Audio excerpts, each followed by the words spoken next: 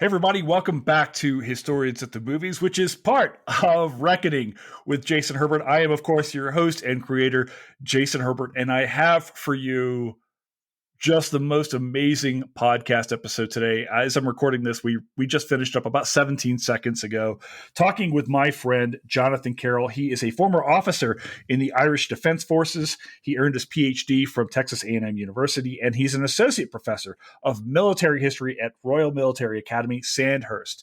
And the conversation we have today is actually rooted around John's new book, which is called Beyond Black Hawk Down, Intervention, Nation Building, and Insurgency in Somalia, 1992 to 1995. And as if you have no doubt read the title of today's podcast, we're talking about Black Hawk Down, this absolutely phenomenal film, comes out in 2001, directed by Ridley Scott, and has in so many different ways affected the ways in which many of us remember American conflict in Somalia. But in a lot of ways, we are also our images that have been made by this film. And as Jonathan and I talk about today, this is actually a much broader conversation that has a lot broader implications, not only for the United States and not only for Somalia, but for many other nations as well who were involved in Somalia in the early 1990s. So we talk about the film, we talk about how we remember Somalia, and also how the United States gets involved in Somalia, who Mohammed Farah Aidid was, what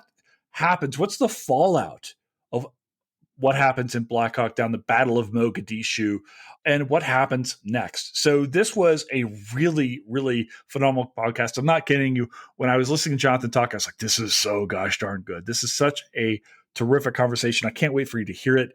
It's a bigger episode than we are used to having. It's almost 2 hours, and there's a good reason for that. We really dig in on the history on this one, guys. So if you are interested in the events of Black Hawk Down, or maybe you just love the film, this is the podcast for you. I'm so excited for you to hear it. So sit back and relax, because Black Hawk Down is next on Historians of the Movies podcast.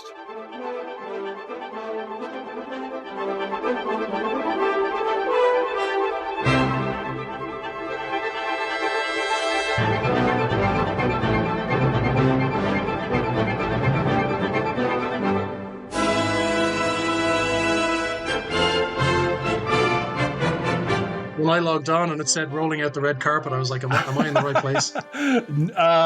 This is about as far from the red carpet as you could possibly get. Maybe you could feel at home with the Star Wars stuff behind me. It's like, Absolutely. We're very fancy here. I've got my nerdy stuff over there now, a bit of Dune, Galactica, Star Trek, Star Wars, anything with Star, like that's me, man. I gotta tell you what. So we've actually done Dune on this podcast before, and my very good friend Mary Hicks, she is phenomenal. She's like one of the, I hate talking to Mary because she's so fucking smart that whenever I talk to her, I just feel like I've got a PhD, I'm smart, and I feel like I'm just clawing to keep up with her, right? Anyway, long story. One of the things I love about Mary, we became very good friends about afterwards. She's been on pod a couple times, is that she loves Dune. Right, like, so she came on to do this pod, and then it just became this thing where we just said each other Dune memes, just like nonstop, you know. Yeah. So yeah, I'm right there with you. But I'm not right there with you in person. Where are you right now? So I'm talking to you from Camberley in the United Kingdom. So it's about 20 miles outside of London. So this is where I live now. I'm an Irishman who went to America to write a book about Somalia to then move to the United Kingdom. I'm not really sure. There's probably some sort of lesson in there. I'm just not sure what it is. Brother, I feel like what we need for you is, like, you referenced Indiana Jones. We need to follow the red line of your life, just like on the map. I've got some flying across the map. I just like the best cutscenes. Like train. Oh, it's plane. Was a seaplane. Hot air balloon, Zeppelin. No ticket. So yeah, absolutely. So yeah, I'm talking to you from Camberley, where it's actually pretty much a heat wave here. So it's I think it's 25 degrees Celsius inside. So that's warm for us, and no AC, of course. Oh. So and I thought Texas was hot. So. Well, I'll tell you, since you're an Irishman, I know this is faux pas when I talk to you. So last year I was at this national park here in the U.S., and I ran into some English people visiting the U.S. right now. Whenever we have people come across, I'm actually the American who's like, "Hey, I'm so happy to see you here." Right? I always want to make sure. Always want people to feel welcome. So unfortunately, the Southerner in me wants to talk to everybody, right? And I did this thing which I didn't know you're supposed to do, which is like, oh yeah, my ancestors are from England. And because when my grandfather died a couple of years ago, I was in the process and I had traced my ancestry all the way back to 1170 outside of Manchester. And so forth, which was cool. I mean, not that I don't completely strike every single person as of English ancestry when you look at me anyway. But, I didn't know at the time. And I don't know if it's the same way when, I guess maybe it is, right? As an Irishman, do you run into Americans who are like, oh, I'm a quarter Irish? And is it awful? Oh yeah, yeah, Is it the absolutely. worst? Is it annoying? No, it's not.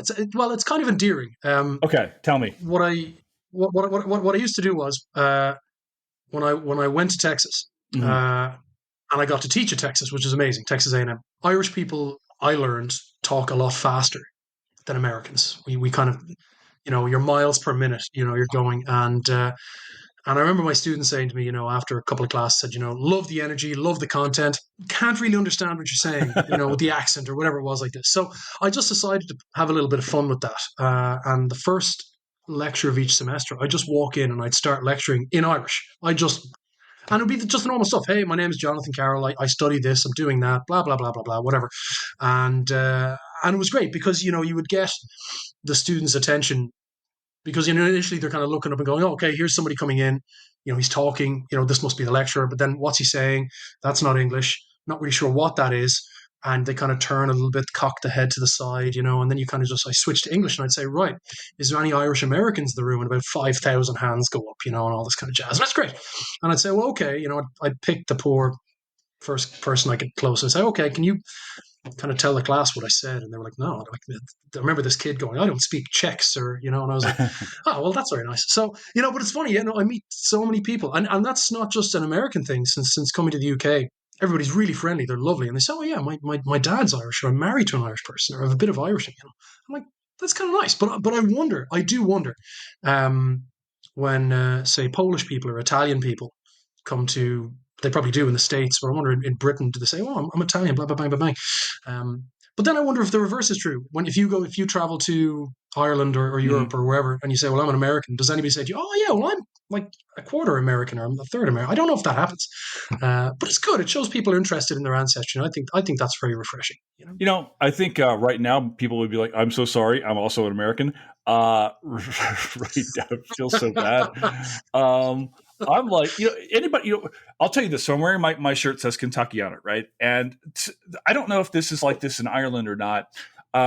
But when I'm out and about in the U.S., there's certainly a localism when it comes to it. Whereas, like, if I see someone else with like a Kentucky with a blue shirt on that says Kentucky or something like that, or maybe Kentucky Wildcats or whatever, John, I'm going to go talk to them. Like, there is like, and the first thing you ask is like blue or red, which refers to, are you a Kentucky basketball fan or are you a Louisville basketball fan? Oh wow! Okay. This is a thing. I ran into a couple in at a concert recently, and the first thing you asked, I was like, "Oh, I'm also from Kentucky." He's like, and he literally said blue or red. And I said blue, of course, right? My brother is a Louisville fan. He's a traitor to the family and to the Commonwealth. What part of Ireland are you from? So okay, and actually, on your thing about kind of identifying with your tribe when you're out and about, I think Irish people do the same thing. So I'm from County Kildare. So if you've ever been to Ireland, it's Dublin, the city folk, whatever, the Pale, and then you go one county in, and that's Kildare. And I'm from the town in Kildare called Selbridge, which same hometown as Arthur Guinness. I keep telling everybody that because people might never. Selbridge has nothing going for it. It is it's the biggest town in Ireland with one street. But people kind of say, "Oh, Selbridge," and you actually want to provide that kind of bit of tidbit. They've probably had a pint of Guinness, so they've heard of Guinness. So Arthur Guinness being born there, they're like, "Oh, okay, grand." So I'm from Selbridge, and what Irish people tend to do, certainly I did. I think it's frowned upon sometimes as a stereotype. Is each county in Ireland has its own sports team, Gaelic football team or hurling team, and we've all got our own county jerseys.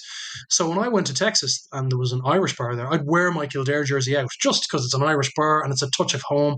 But I remember somebody came up to me um, and they'd say, "Oh my God, you're from Kildare," and you'd hear the Irish accent, and all of a sudden you're like, "Okay, where are you from?" Bang, bang, bang. So yeah, I absolutely get the Kentucky Red, Kentucky Blue thing, because yeah, if I see somebody even in England, don't think I've actually seen anybody yet. But if I see somebody out wearing an Irish rugby jersey or an Irish soccer jersey or I'm going to walk up to them and go like, "Hey, where in Ireland are you from?" So it is kind of like a signal flare, I think, sometimes, and that's good. Yeah, it's good to kind of do that. But at the same time, the same thing happens with Texas A&M. So I didn't really buy into the whole university merch thing, but Right. I do have a Texas A&M baseball hat, and I'm bald. I don't like the sun, so I wear the thing to keep my head. But I'll get people coming up to me, and there was this guy. He came up to me in London a few weeks ago. I was in the Imperial War Museum, and he came up and he said, "Whoop and gig 'em, Aggie," which is the thing you say to A&M people, "Whoop and gig 'em." And I was like, "Yeah, hey, how you doing?" But he came up to me and he started talking. He was like, "You were at A&M?" And I said, "Yeah, yeah, I did my PhD there." Bam, bam, bam. And I felt really bad because after a couple of moments, he was being very polite. He said, "Well, from your accent, I can tell you're not really from Texas." Really? And so, I mean, yeah, yeah, yeah, exactly. He said, "From your accent," and he said, "So I won't bother you about A&M too much more, and he had gone to A&M. I was like, I felt like, man, you saw my hat and we're having a conversation. He's like, "Oh, you're not really from Texas." I was like, I didn't know that was a kind of the cost of membership. But, no, he was a really pleasant guy. But you do get the Aggies kind of identifying all over the place. And it's nice. It is nice. Also, I will tell you, like, so my PhD is actually in indigenous and environmental history, right? But before I got into that, I actually wanted to study the history of Irish nationalism. Like, I was gung God, ho okay. Yeah. when I was an undergrad at Florida State. I was gonna do like the history of the Irish Republican Army and all of these different things, Oh, right? boy. And I'm reading on Well, Jerry Adams and do, all that stuff. Oh do, yeah, do you want to end up with my hairstyle? Are you a high buddy. functioning alcoholic? Oh my god. You're going to take a bit here to get that going. It's Well, so complex. you know what happened? Yeah, and I actually love talking about. We've actually done a couple of different pods. I think every historian has like their passion project, their little side thing Sure, that doesn't sure. really have anything to do with what they do as a profession Oh that they yeah, like to we all have keep up guilty with. pleasures. Yeah, so that's Yeah. kind of me. And we've done a couple pods on, Irish nationalism, on the Troubles, and different kind of stuff like that. And I always enjoy talking about it. So when you came on, I was like, oh man, I'm gonna have to talk to John. And That's fine. I'm Yeah, sure. well, I mean, you should write that book. I have to be honest. It's one of those things where somebody said to me one time. They said, "Oh, it's great. You're writing this book on Somalia, and you're Irish." And I was like, "Yes, right on both fronts." And they said, "Oh, that must be really great. You can just come to this thing completely objectively and just kind of play the detective thing." And I was like, "Yeah, I can do that." And it was funny when somebody in Texas said to me, "Oh, I'm thinking of doing a history PhD. What would you recommend an American should do a history PhD on?" And I said, literally, Irish nationalism. It would actually be great to have somebody completely disconnected from this thing to come in and actually kind of explain what the hell is going on. That would be really, really interesting. So if you're writing that book, you should. You should absolutely write that book. I would read it. I would buy it and read it. Well, you know what? I think Because I, yeah, it's yeah. I think that, like, so one of the beautiful things about, say, your book, and we're going to get into John's book here in a second, is I do believe strongly in history being written from the outside. I think, in my own field, there's been a huge contention to, like, oh, should you be writing native history if you're not native or whatever. I'm like, I've I wrestle with that because I got that. ultimately, I got that. Somebody did say to me, "You're writing history of Africa. You're not African." And I'm like, "Yeah, okay, guilty as charged." But I mean, if in the profession we talk about objectivity and mitigating bias, then technically that I'm probably going to get in trouble with this. Technically, that shouldn't matter. As long what is it they always say? You can have tons of historians looking at the same sources, should come technically maybe come to the same conclusions. I do like leaving my biases at the door, because it means you're really looking at it. Sorry, yeah, but yeah, I would agree. I don't think it matters. no, I think you're absolutely right. And I think that there's a lot of beauty that comes from, like, maybe coming from the outside or offering it. Because I had this wonderful professor at Wichita State who's like, look, you're never going to be the final word on anything. All you're trying to Oh, do is wait, absolutely contribute not. to the argument. And Yep. so in my own case, like, hey, you can have indigenous scholars do writing indigenous history, and that is terrific and wonderful and needed, right?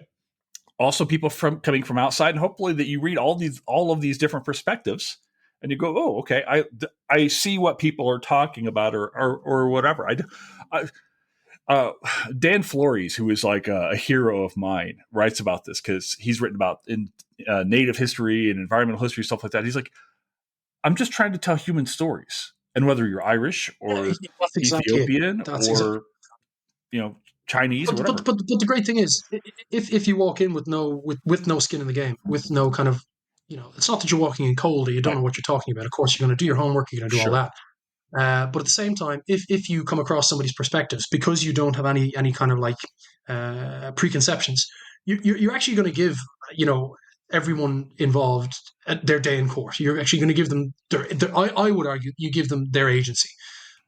Because you're kind of saying, well, okay, this person don't really bang bang bang, but you're saying this is your perspective. Okay, well, let's take that as our benchmark and take it from there. So yeah, I would agree with you on that 100%. Otherwise, I probably wouldn't have been able to write the book I wrote. So yeah, Yeah. And this is where we're going to start diving into this. Here's where I think maybe American audiences are really going to enjoy listening to this pod today, John, because of your positionality on this, because of your expertise on this. Americans, and I think, look, it's been. I was looking as I was watching Black Hawk Down this week. I was like, oh my gosh, this is 31 years oh special my edition, gosh. 3 disc special edition, 31 years. I Yeah, have it's this it's right it's here, my unbelievable. friend. 31 years. Oh, Um, well, look oh, look at you. I've never seen one in corporeal form yet. So are you serious? I've got it right here. I have the yeah, advanced reader copy right here. This is beautiful, I buddy. know, I I know. loved I reading well, this. I Are you suppose kidding me? I hope it looks good. I hope it looks good. I think it looks good. Oh, it does look So good. I It really looks. like the cover photo. Oh, So are you look at kidding? you. You know, Oh, I'm I put jealous. this. I Yeah. put this on Instagram like last night. Some people were like, "Oh, I heard him give a You see, talk once" I and don't stuff have an like Insta. that. So, oh Oh yeah, yeah, no, I don't Insta. I think I really need to catch up on that. I think I need to Insta. I don't know. buddy. Social media is so much trouble right now. I'm having trouble like keeping my I own know. head Yeah, that's straight. literally it. I'm like, I can't keep up with it. Oh my gosh. Um, Well, I'll tell you what, let's do this before we get too much farther into the pod. We're 15 minutes in. We haven't even introduced you yet. it's like who am I? You know. Whatever. This is how we roll over here. John, do you want to introduce yourself to our audience and tell us like who you are and what you do? Sure. So I'm Jonathan Carroll. I'm an associate professor of military history at the Royal Military Academy at Sandhurst. That is the British Army's premier officer academy. So I got my PhD from Texas A&M in 2023. I'm an Irishman, very proud of that, and I decided to go to Texas to write a book on Black Hawk Down, which is imminently coming out, and yeah, that's me. I quintessential Irishman. I like Guinness. I play the violin, and yeah, I hate the sun. There you go. Well, I'll tell you what. Here in Kentucky, we call it a fiddle, but that's fine. Well, we could talk about. Yeah, I play the fiddle too. Oh, do I you? play the fiddle too, so that's no problem. Well, see, fiddle is about the style of music. It's the same Oh, instrument. yes. So you play the violin or you play the fiddle. I can give either a go. John, you went to Texas, which I have to imagine was a pretty big culture shock going from Ireland. One that I one that I actually admire quite. I think that there's like when you were telling me, your story a little earlier. I love this idea of this journey that you've been on, going from Ireland to Yeah, Texas. Now you're in the UK, telling these stories about, and of course, intellectually, you're all over the place, spending so much time in Africa and things oh, like that listen, on this book, right? mentally too. Mentally too. Oh Just forget yeah. about it on basket case. Um, so what drew you to this? Did you go to Texas thinking I'm going to write about? I mean, because you and I, like this happened. Black Hawk, essentially the events of Black Hawk Down, the Battle of Mogadishu, and the American intervention in Somalia happened well before you or I went to grad school. Was this a thing you Oh had? yeah, God, yeah, yeah. Yeah. I was five. I was Yeah. five. I look, this is a lifestyle choice. I was five. Okay. Um, was this a thing you had in mind, or is this like a thing that you just kind of like discovered as you got to Texas A&M? Like, No, how no, did no, you no, come no, to this no. project? So, okay, a couple of strands. Okay, so if we think that kind of the why Somalia strand and then the why the Texas A&M strand. So the why Somalia strand was, I of course had, 2001 was a great year for movies. We had the first Lord of the Rings. We had Black Hawk Down. I was 13. And of course, any teenage male watching Black Hawk Down, you're going to think, "Oh my God, this is amazing! This is a war movie. It's explosions. It's got every Hollywood A-lister in it. I mean, half the cast of Game of Thrones are It's in there. insane. There's yeah, I think half the cast of Harry Potter are in there too. It is everybody's in there. There's a few Peaky Blinders notables as well. So this thing was huge. Watched it, excited by it. Uh, I I joined the Army Reserve in Ireland at 17, and I enlisted. I didn't have a good education or anything like that at the time. I wasn't really great at that. So I enlisted in the Army, first in my family to do that. So I thought, and I'll come back to that. But, you know, I got a little bit older, of course. I became an NCO. I became an officer. That was amazing. And then when I was watching, Black Hawk Down again, of course, I'd grown up in the global war on terror kind of generation, I guess. You're watching Mm. footage from Iraq and Afghanistan on TV. And then all of a sudden, when you're a little bit older, you kind of say to yourself, well, actually, what were American troops doing in Somalia? What was that all about? And I mean, you're like, oh, okay, the movie's still amazing. We can talk about that for sure. But I was kind of going, what's going on here? Who are they Mm. chasing? What are they doing? I don't understand. The UN is involved. All right. And I remember a colleague of mine in the army said to me, "Oh, one day I think they caught me reading Black Hawk Down or something like that," and or we were talking about it, and they said, "Oh, well, my friend's father was in Mogadishu," and I said, "What? This is rural Ireland. You're kind of going like that's Mm. like your friend's dad is a task force ranger," and he's like, "No, what are you talking about? The Irish Army was actually in Somalia as part of that mission." And of course, there's me serving in the military, and all of a sudden, this operation that is probably worldwide known from certainly everybody in Ireland watched Black Hawk Down, but no one. I was in the army and didn't know the army had been in Somalia for that mission. So I said, "Oh my god, I really want to find out more about that. Is there a book about that? Can I talk to anybody?" Now it was a very small number of Irish troops who served there. And I didn't know any of them, but obviously, like, wow, there's a connection. I'm serving in a military that served over there. I'm really interested in that, and couldn't find anything on it. No veterans account, very few veterans accounts, pardon me, and all American. Um, and all of a sudden, you're kind of going, what are the Irish doing there? Because they're not shooting at anybody in the movie. So what are they doing? They're like, oh, they're working in the interior with the Indians. The Indians? Why are the Indians there? So all of this stuff, it's like very much like Lord of the Rings, Gandalf, questions that needed answering. And I got really interested in trying to figure out what was this all about. I mean, you grow up hearing about nation building and counterinsurgency, and then you got this little mission from my perspective Mm. that kind of like the movie kind of like gave me a day in the life of Somalia, and I was going, well, what else is going on here? So when I done my degree and my master's in Ireland, and I was really interested in this project. Um, I had looked at a PhD in Ireland, but military history in Ireland is very, very tricky. Cultural issues there, you don't get the funding, things like that, and all that kind of stuff. So, a friend of mine had said to me, "Well, why don't you go to America and do your PhD there? And that will make you like competitive in the job market. It's a tougher process than in Europe. It is definitely, Yeah. but you're going to come out of it much stronger. Comprehensive exams. It gave me my hairstyle today. But it's funny during my masters, a Vietnam veteran had come in to talk about his experiences in Vietnam. He was U.S. Army. He was actually this was Jim Wilbanks, who was the head of military history at the Command and General Staff College. I didn't know that at the time. But when I was kicking around the can about PhDs in the States, a mentor of mine said, "Well, why don't you talk to Jim? He has a PhD in military history. He's done this.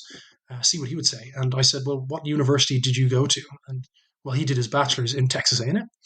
So I literally kind of thought, well, if I'm going to go to the States, I want to go and I was 30 when I left. So pretty like if I was young and 19 and 20, I'm like, oh, I'll just go and I'll just do this summer visa thing in a way. But no, actually, I was 30 and I had a kind of a job in university administration. I was doing okay, but I wasn't enjoying it. I had finished up in the army because I actually really wanted to get into the profession of history. So I kind of said, well, if I'm going somewhere in the States, I'd only ever been to Pennsylvania in the States. I'd never been to Texas until I arrived in Texas.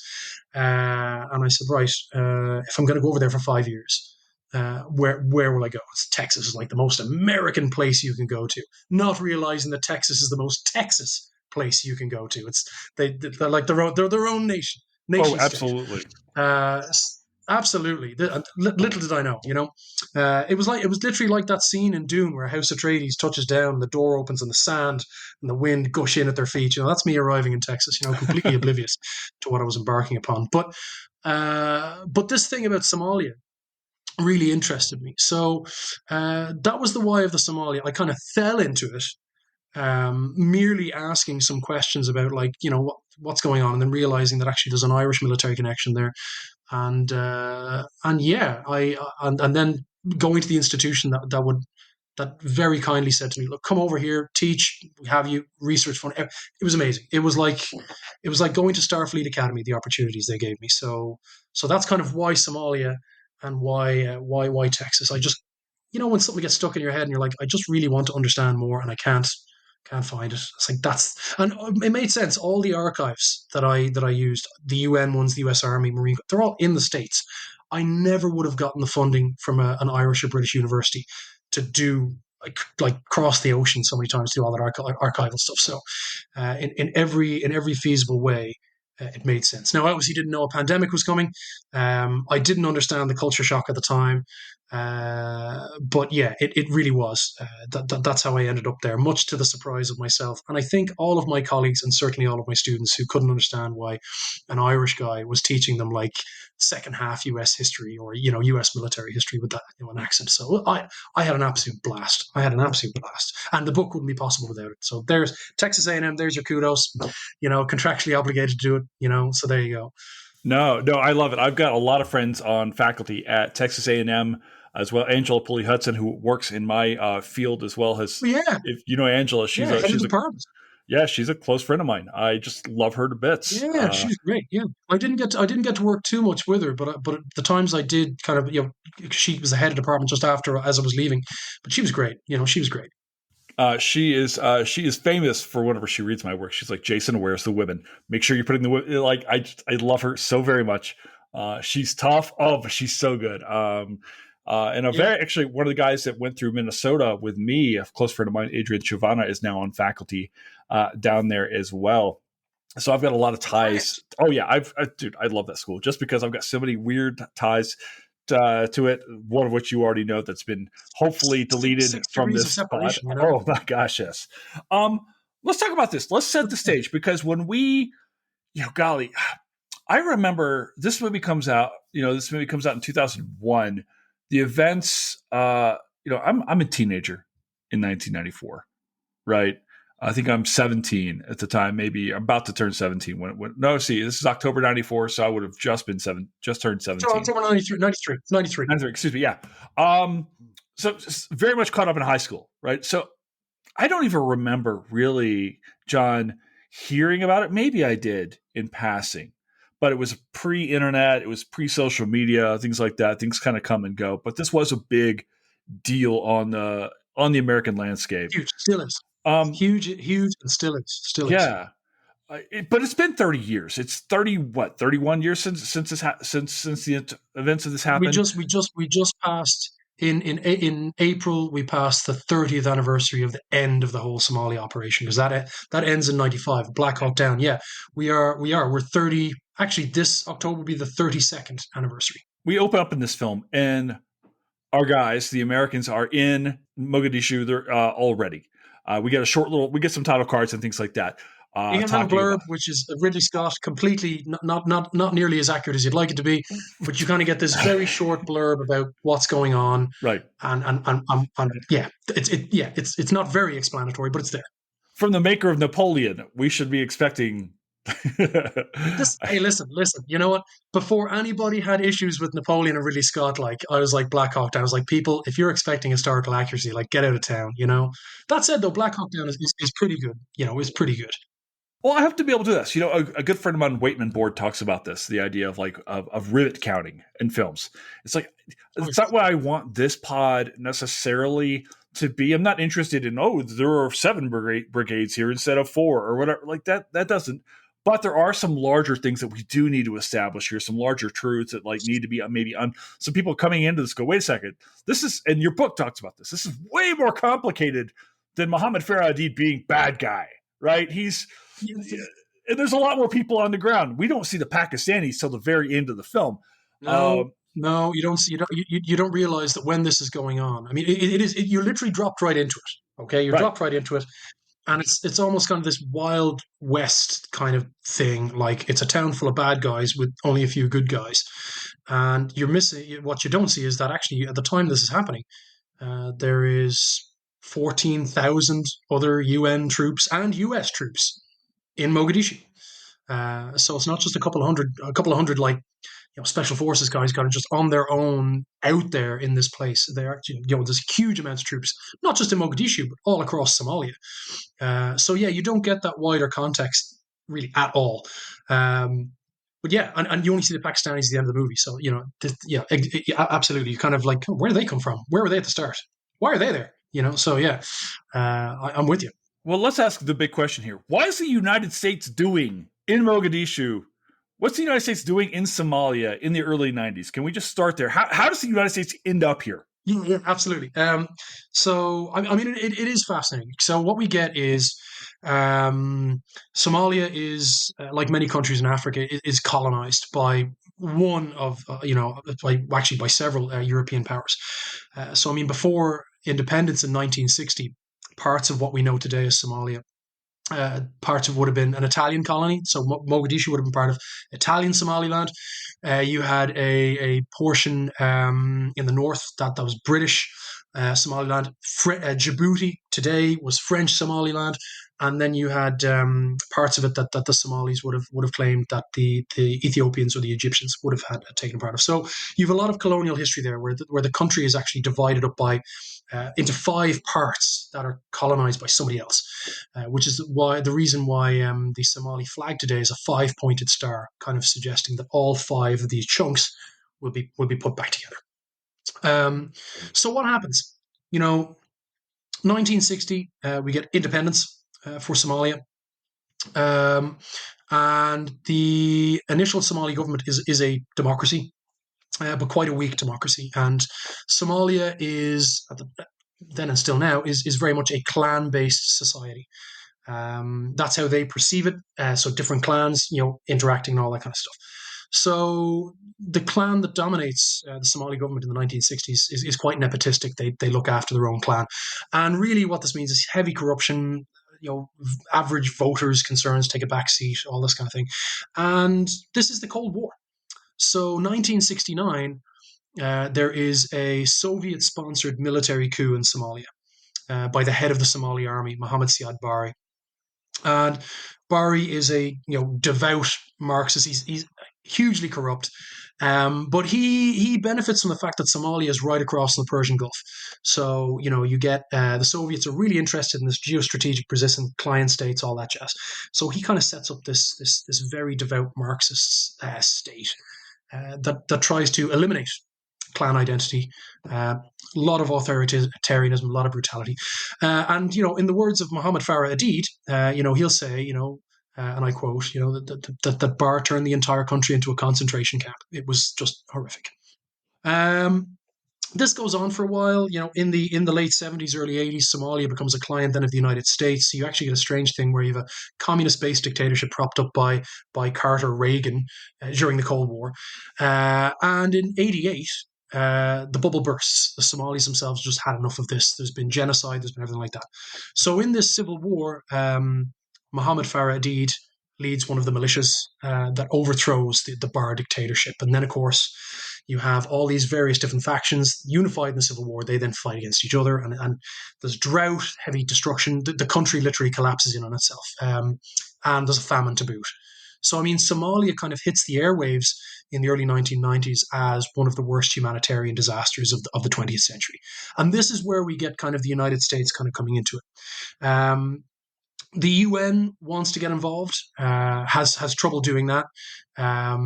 They can only send initially about 500 troops to Mogadishu. And they're 500 Pakistanis. They arrive in September 92.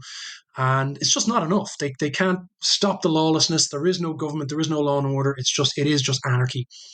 And ultimately, the Joint Chiefs of Staff decide that, look, at the end of the day, the Cold War's over. This is under the Bush administration. At the end of the day, if those UN troops get like kind of overwhelmed in Somalia, the United States is the only military that is going to have the ability to actually go in and extricate them.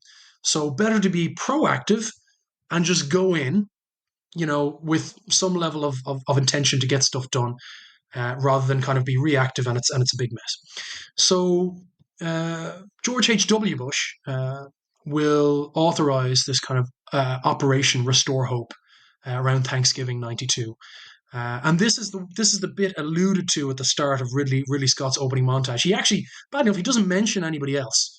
He just says Americans go in, but about 28,000 American troops go in with nearly 12,000 troops from 20 other countries. So you get Italy, France, Australia, the Canadians, Saudi Arabia, Kuwait, African countries, Botswana. They all go in. This is post-Gulf War kind of optimism. Militaries can do good things. This is a massive deployment. Yeah, it's huge. Actually, just over 39,000 troops. It is absolutely massive. Right. It is a huge intervention, relative to, say, African deployments at the time. And the goal will be, Bush's goal with Restore Hope is not to nation build. It's to provide a fire blanket. Basically, go in there, intimidate all these various factions to behave. Okay, outnumber them, outgun them. They have to behave. Provide a fire blanket for the famine to be ended, medical relief, and the goal is to then hand Somalia back to the UN for it to be rebuilt from the ground up. So this operation it goes on for about 6 months. It's hugely successful, and when we watch the movie Black Hawk Down, you're parachuted into this thing where it's just gunfire and explosions. You kind of think, God, this is a chaotic environment. Well, actually, when this huge intervention goes in, there is a few isolated incidents of violence, but Mohammed Farah Aidid and the other faction leaders, they actually kind of welcome this intervention. When George Bush visits Somalia on New Year's Day '93, Mohammed Farah Aidid will have a cake made for him, and the cake will be the two of them, like the icing. I don't know how you find a cake baker in Mogadishu, when it's after going through a huge civil war. Nearly 600,000 people are killed in that civil war. So it's not an insignificant civil war, but he gets this cake made, and it has on the icing Bush and Aidid shaking hands underneath the American and Somali flags. So, this is huge. Aidid sees his intervention as a way to legitimize his candidacy to be the next president of the new Somalia. And I do have to say, I'm not an apologist for Mohammed Farah Aidid. I don't think he's the nicest guy in the world, but he's also not maybe, his the portrayal at the time was as an African warlord who simply just wants power. I think that is just completely oversimplified. He's a very educated guy, serves in the Somali army. He starts his life off as a colonial policeman. Gets educated by the Soviet military, then gets educated by NATO.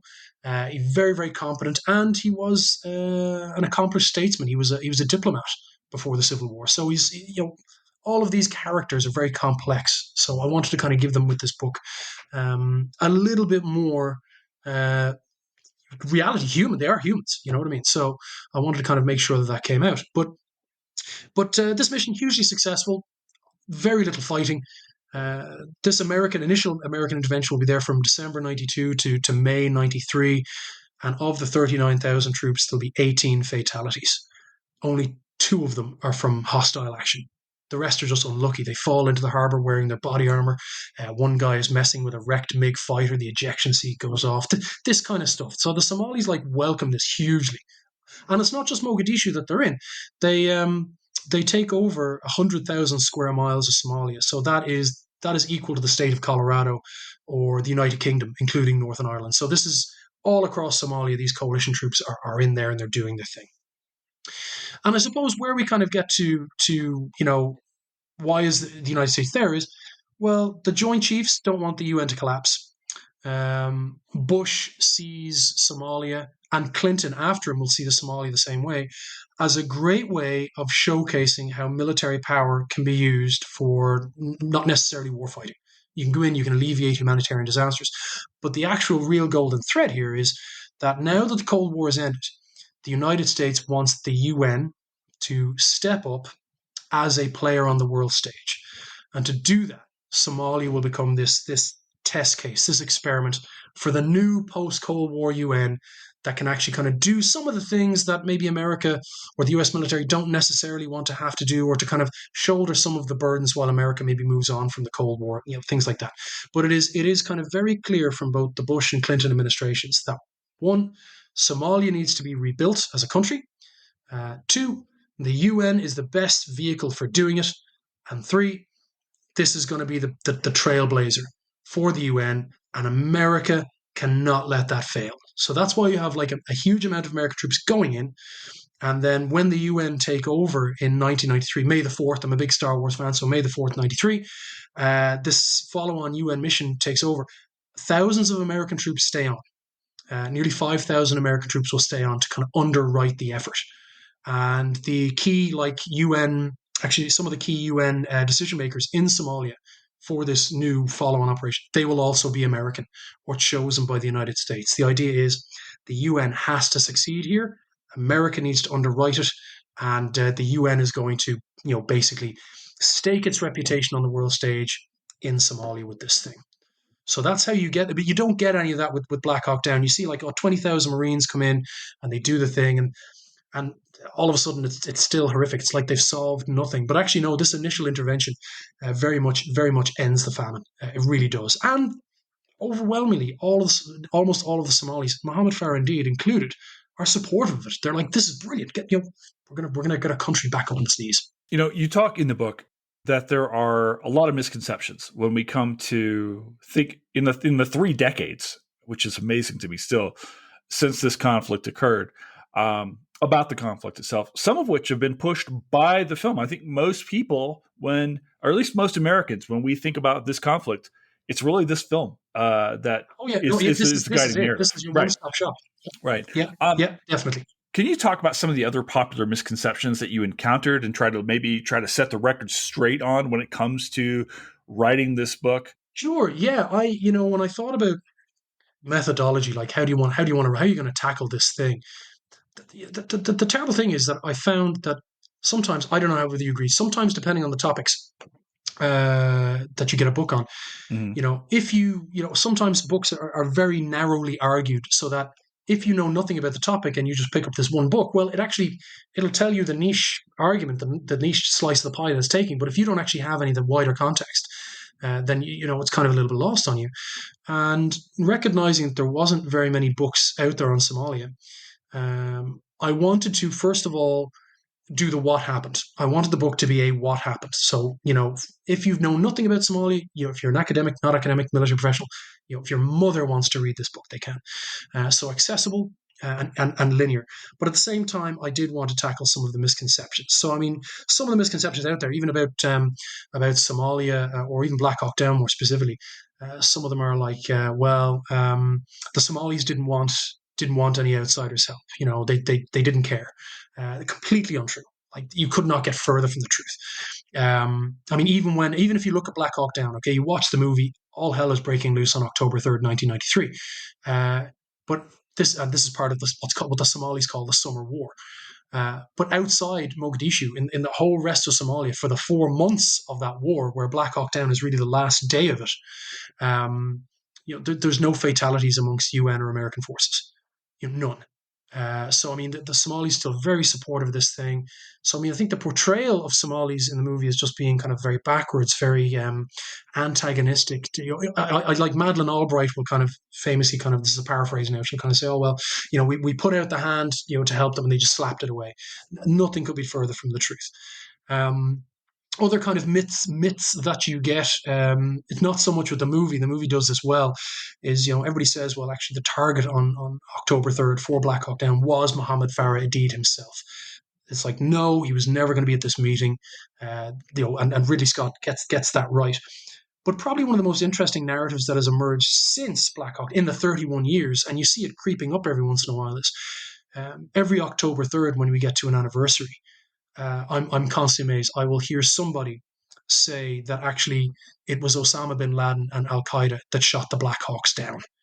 And that one still circulates online an awful lot. Really? It's. I guess maybe it's post 9/11 revisionism, looking back onto it and kind of like trying to kind of assuage things and saying that even if bin Laden didn't shoot them down, Al Qaeda trained the Somalis how to shoot them down, and no, you spend 5 years writing this thing and I never saw Al Qaeda anywhere. In fact, actually, a week before the battle, the UN will actually arrest an Italian guy, an Italian arms dealer, for helping Mohammed Faradid's militia, kind of like showing them how to anti-air things. So I mean, do we blame the Italians? Or just, but no, Al Qaeda, no, none of that. So there is a lot of misperceptions. I don't want to say misinformation or disinformation. I think just misperceptions that have grown up over time, and I think a lot of it has been overshadowed by the war on terror. This kind of idea of like, well, Al Qaeda did so many bombings and stuff in the 1990s. It must have been them that did this, but there's no indication that they had any involvement whatsoever. So yeah, I wanted to do a bit of tell the story, but also myth bust along the way. That was my goal. So yeah. So much of this, again, we tend to think about this, at least in the United States, as an American mission. Although, as you talk about, there was a lot of acronyms in this book. The UN is heavily involved. I tried to minimize them. I'm so sorry. Oh, sure, right. But what's the difference, John, between peacekeeping and warfighting? I think, and working, in professional military education, because I train officer cadets for the British Army. If somebody said to me, "What's the difference between peacekeeping and warfighting?" I would say, warfighting, again, large scale conventional operations, kinetic. Your enemy is whatever over there, and you are literally very, very Clausewitzian. It is a contest of wills. It's a continuation of politics by other means. That other means is violence. Peacekeeping is almost like you're separating warring belligerents. You're putting yourself between them to kind of separate and reduce the ability for tensions to flare up. I think that was the traditional conception of peacekeeping, what we call interpositional peacekeeping. Put the thin blue line between your belligerents, and if they're not rubbing up against each other, you don't have any friction burn, no sparks, no fire. You keep a fire blanket on it. But I think in say the Somalia version of peacekeeping, it's going into an environment where there is the potential for conflict, where your enemy isn't necessarily clear. There mightn't be one, but you have potential adversaries who are also potentially neutral or potentially friendly. And in peacekeeping operations, you're really accepting the fact that there are going to be moments of miscommunication, confusion, where a particular group, certainly coming out of a civil war setting, is hostile towards you. Where the use of force has to be very calibrated, not for the destruction of your enemy, but also almost as a coercive nature to kind of either, bring them back into the fold, or stop them doing something. You're compelling them or you're deterring them in some way, shape, or form. So peacekeeping is kind of accepting that you're in an environment that is dangerous, that is tense, where a friend, you could have an ally on a Monday who, because of inaction or something or misperception, becomes neutral on a Tuesday, and then on Friday they decide actually they're gonna fight you, and then the following Monday actually you're back on the neutral side of things again. So I don't want to say it's more complex than war fighting. I think its complexities are in different areas, in the fact that actually it's kind of like every stone you throw in the pond, the ripples come out, and they can have consequences that are less predictable than in a war fighting scenario. So peacekeeping, I think, very much an attempt to not take a side, but be prepared to use limited force to keep everybody in their lane, if that makes any sense. I want to ask you about the movie itself. I mean, we're going to set the stage for the events here, how we got into this battle. We, the United States, got into this particular battle. Can we talk? Whenever I think about this movie, there were times, John, when I can't watch this film because it is so frenetic. It is just the pacing of this film. It's relentless. It is relentless. Ungodly so.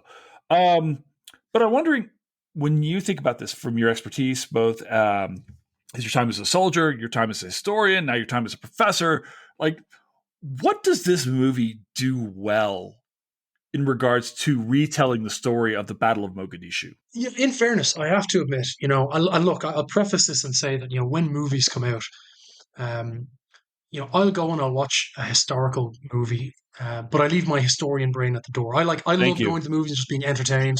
Thank you. I remember when Napoleon came out and everybody was giving out snot, and I was kind of like, guys, listen, you don't want Hollywood to make historically accurate movies because otherwise no one's really going to read our books.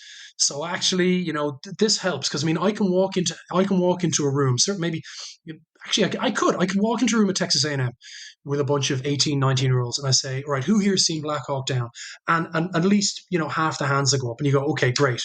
That's your gateway into a conversation about the wider Thank you. story of Somalia. I think movies are force multipliers for us, but sometimes we get like, love oh, that. they're not accurate enough. Oh, and it's like, it's like, no, man, relax. Let's just talk about this.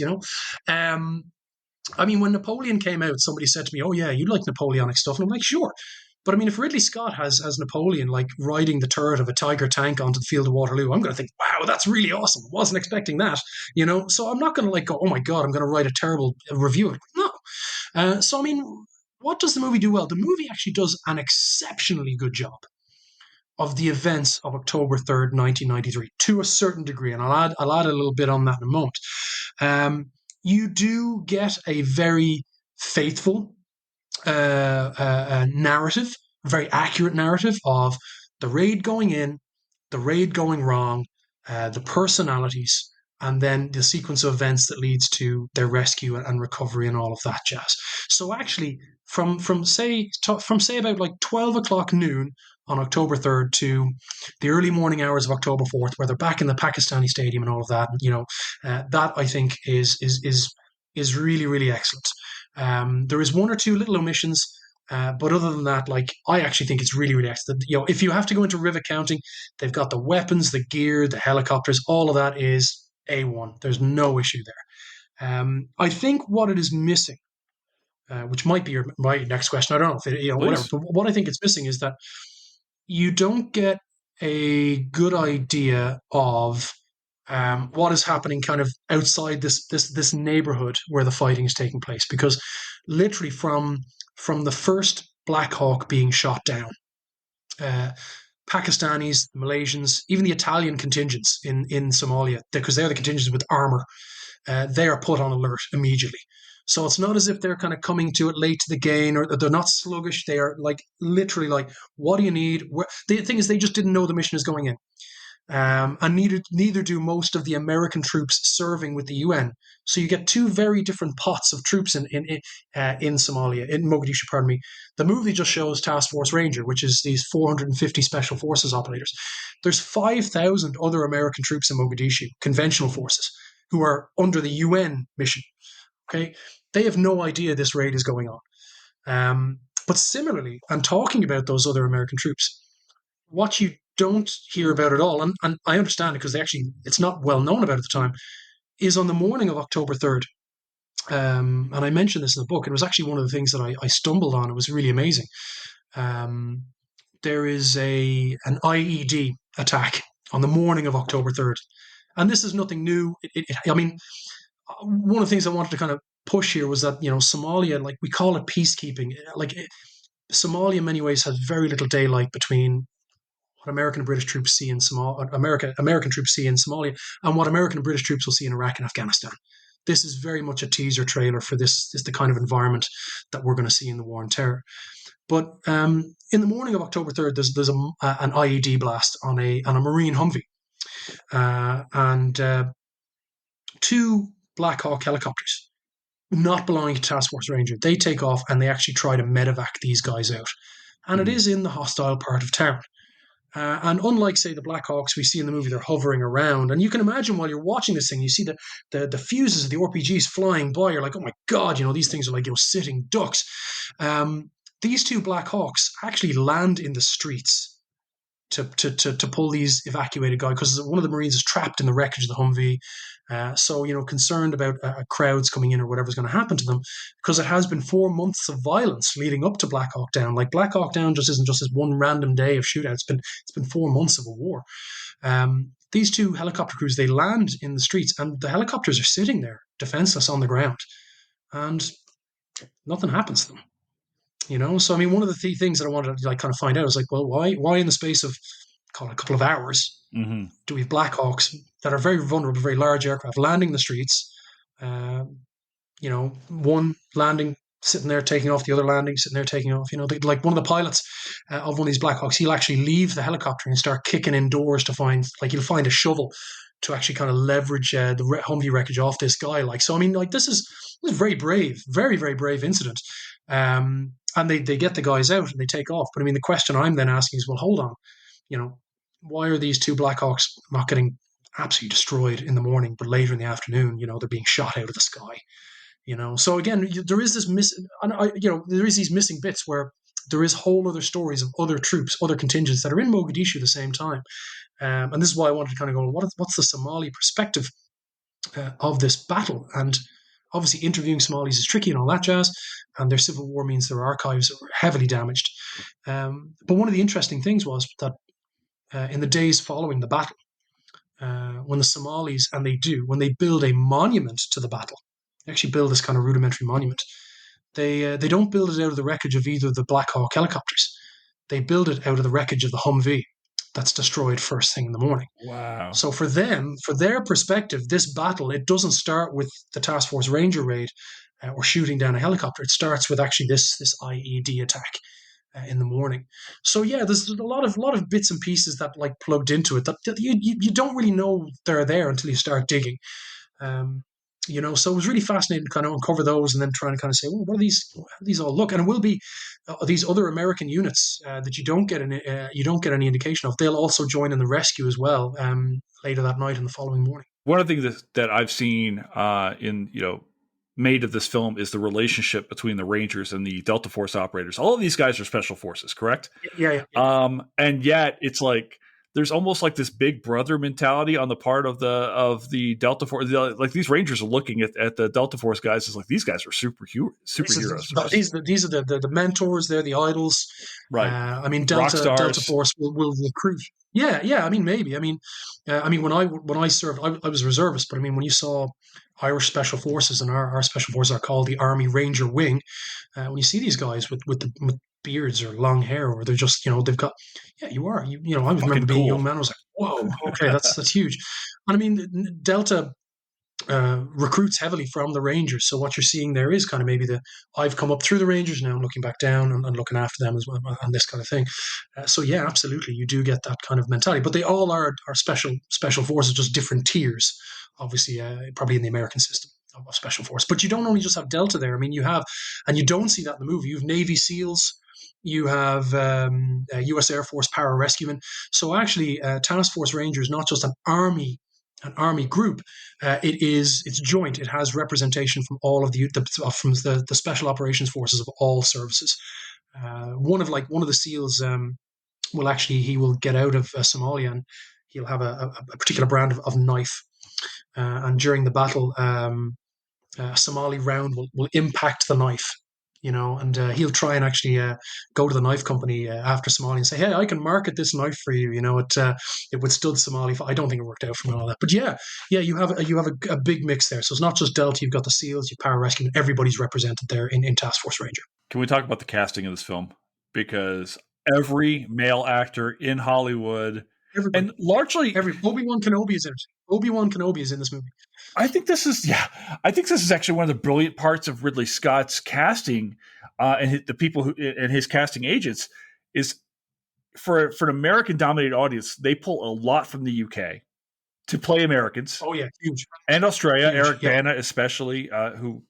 Eric Bana, yeah. You want to talk about the casting of this film, because I'm like, wait, Tom Hardy? It's like, and I know movies, and I had forgotten Tom Hardy's in this film.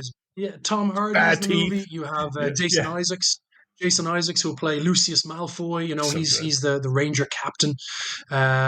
You'll have Jamie Lannister is one of the Delta Force snipers. Nikolai Coster-Waldau, he's so good. Yeah, he's so good, and he doesn't age a bit between there and Game of Thrones. It's supposed to be the Danish genes. He looks exactly the same. So I mean, Lannister always pays his debts. But yeah, I mean, the casting for this is huge, and really, I think that was a really interesting choice. I'm not sure if it was a conscious choice, but I think with so many moving parts, I think the way of actually solving that problem without giving everybody an intro or a background or anything like that was just have very recognizable people. But even then, they're only really recognizable now. I mean, at the time, Tom Hardy for me, like I was like, he was in Band of Brothers as a throwaway piece, or Nikolaj Coster-Waldau. I wouldn't have really known him. It's only now the game. I'm like, where have I seen that guy before? I was like, oh, I'm watching Game of Thrones. I'm like, I recognize that guy. So yeah, I think the casting does very well about having personalities. I mean, Ewan McGregor, as the coffee grinding, ranger, and you're like a Star Wars. So you're actually, I think it was really interesting. Of course, you see they all go through a kind of a boot camp to kind of teach them how to move, how to fight. They worked with Delta and with the Rangers before making the movie, and actually a number of the pilots for the helicopters when they shot it in Morocco. They're either current or ex U.S. Army helicopter pilots, so they could do some of the stunts that were required of some of these pilots, which are just unbelievable, And then you've got, of course, the older cast as well. Sam Shepard and everything like that playing, Garrison, the Task Force Ranger commander. So yeah, the casting is huge. Could you make it today with the same if you had the same amount of A-listers? Or no, I don't think you could. I think they'd probably be the most expensive film on the planet. All they're missing there is maybe Tom Cruise or Daniel Craig or something, and they probably would have had the full set of who's who. Yeah, I feel like this is a movie that not only it's a film full of that guys, and a lot like William Fichtner plays an important role in this film, right? The relationship between him and Paul Howe. He plays Paul Howe. He's so good. I'm a huge William Fichtner fan because every time he shows up in a film, you're gonna. I mean, he plays this small role, and he's always good. He might play a small role, but he always nails it. Whatever that role is, he's so good. He's so good, and he has that great kind of scene with the tension with Jason Isaacs between kind of the more conventional approach of military forces and, of course, maybe the unconventional approach of special operations forces. And, of course, you get this kind of thing of don't you ever give me orders, Sergeant, so yeah, it is very interesting. And I mean, part of that is borne out by, the interviews that Mark Bowden does with all of the members. I mean, really, he does a phenomenal job. I mean, my goal with the book was not necessarily starting off was not necessarily to kind of here's a phenomenal reinterpretation of Black Hawk Down. Because in fairness to Mark Bowden's book, it's really, really good. He interviews all the guys in detail. He gives you a really good in-depth perception of this unit. So I said to myself, okay, my job is then kind of fill in the numbers all around it. I didn't, but in the end, actually, I stumbled across a lot of stuff that did add to the Black Hawk Down piece, or the Battle of Mogadishu piece, like the other helicopter units and some of the diplomatic strategic stuff, which again, the movie, you don't get an idea of what's going on at, say, the Clinton or White House level regarding this battle, which is just huge. So yeah, I mean, the tensions between some of these troops are borne out. I mean, when Task Force Ranger arrives, there is a lot of tension, not just, maybe the tension is the wrong thing within Task Force Rangers. There's this kind of maybe rivalry between the Rangers and the Delta and the other Special Forces elements, but between Task Force Ranger and the other US troops that are working with the UN, there is absolutely a tension. Barbed wire will be erected between these two camps. It'll be noticed the Special Forces guys have maybe better food or whatever. They get to do kind of whatever. There is a little bit of swagger, let's put it that way, from the Special Forces, from the perception of the conventional troops. They're kind of like, oh yeah, all right, the Special Forces are here, and then of course the Special Force guys are like, well, I'm not telling you anything because we can't rely on you for security reasons or whatever. So yeah, you do get that kind of tensions, but of course once Task Force Ranger are stuck in the city, then all that's gone. American troops, battalions, Malays, Pakistanis, they'll all kind of say, right, what can we do? How can we help with the rescue? How do we help with all of that kind of thing? And actually, I think only recently Netflix, Netflix have that documentary, Surviving Black Hawk Down, but they also had a movie called Misi Bakara. I think it's a Malaysian production, which actually is the Malaysian troops' perspective of Somalia. And it's actually great we're getting these other perspectives, because there was, you don't want to do that, hey, we were here too, but actually they were there too. So, it's at a time now where it seems to be interest in Somalia is kind of heating up again, which is good, which I think is very, very good and very healthy. So yeah, and I mean, obviously the great thing is that a lot of people have watched Black Hawk Down. So even if they're not too big on Somalia, you can kind of say, well, have you ever wondered what was going on there? Or they might say, yeah, who was that guy they were hunting down? Like, why are they hunting him down? So yeah, it's a great. Again, I love movies. I'm a movie nut. So I think they are a great vehicle for us to actually communicate broader history to not just an audience, but actually increasingly a younger audience who are watching these movies. I'm like, yeah, great, let's do that. From a pure film geek perspective, there are two things here I wanted to bring up, which is one, I'm shocked. Like Eric Bana, every time he shows up, steals every scene. It's like Eric Bana is the coolest man in the history of the world.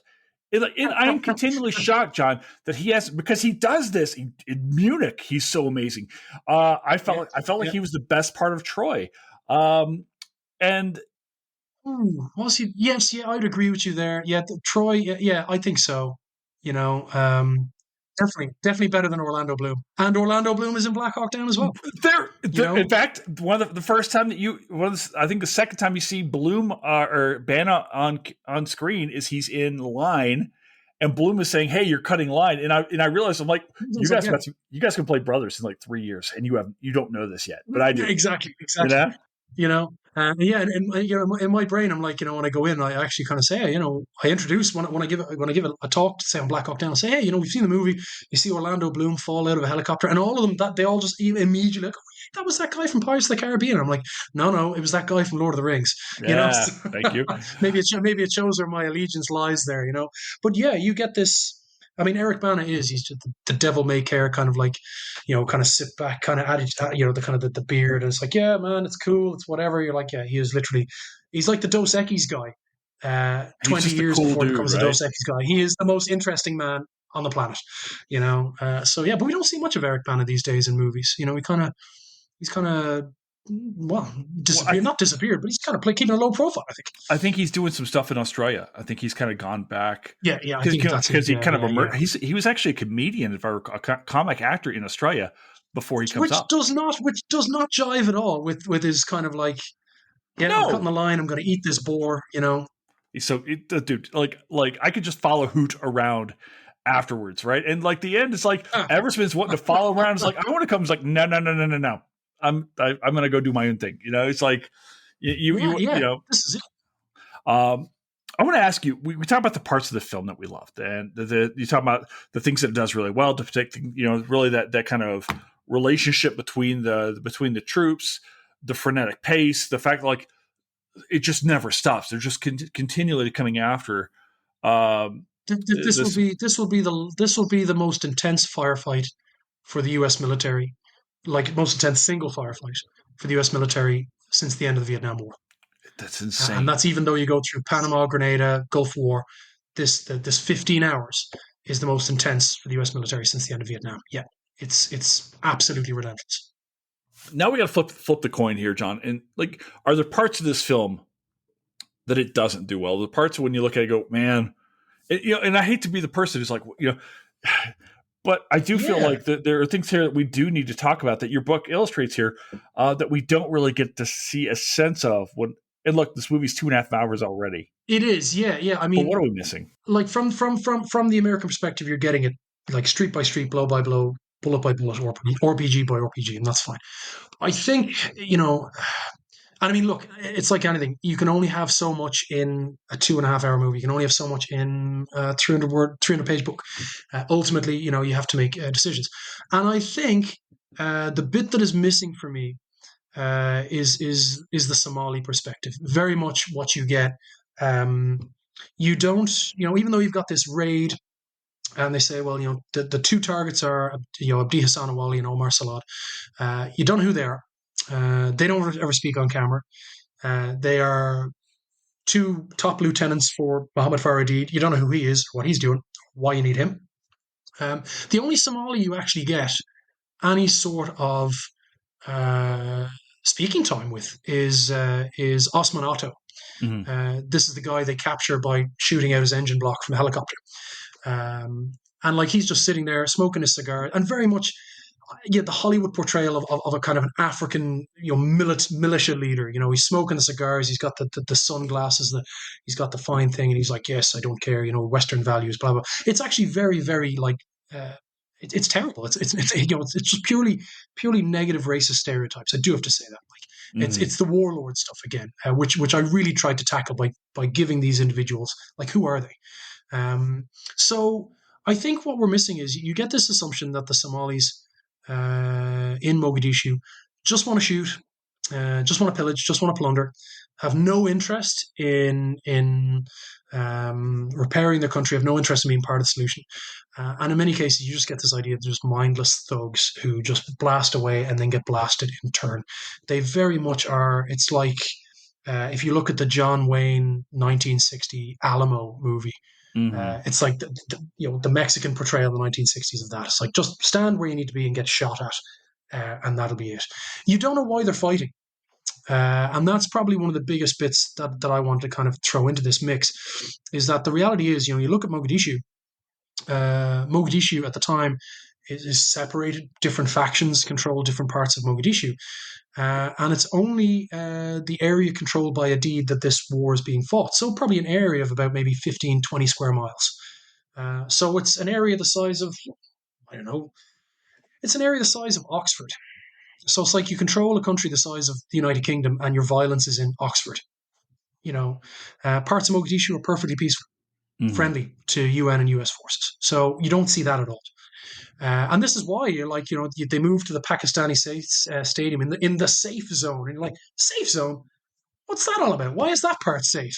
Why are the Somalis cheering the guys on as they're getting into the stadium? And this is all. Yeah, it's true. They do cheer them on because they're like, yeah, they're from the friendly part of town. But you don't get that side of it.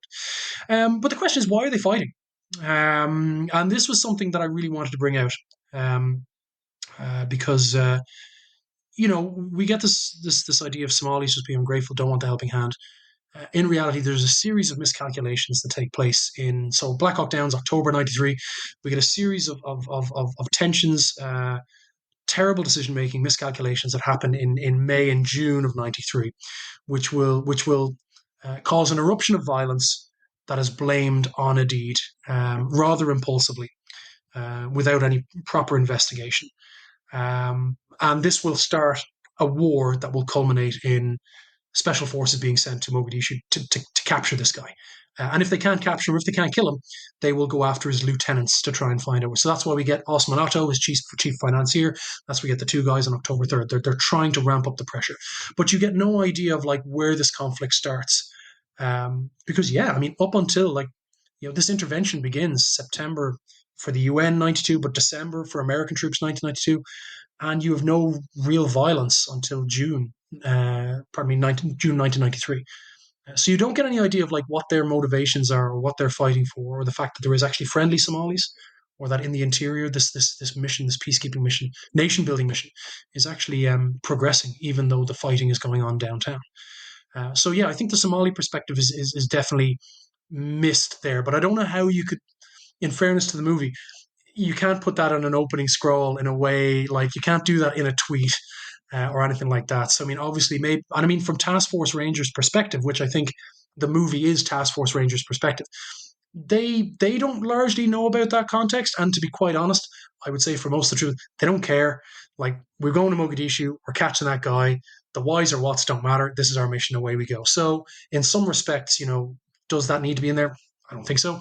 But it's complementary, because then if anybody's asking, well, what are they doing there? Well, then that's where we can say, well, this is the lead up to this thing that causes Task Force Ranger to get in there, and this is who Mohammed Faradid is. But yeah, I think largely, I think what you get is Somali gunmen just popping out of doorways at the right time, and they're quintessentially wearing got their AK and they've got their aviator sunglasses, and away you go.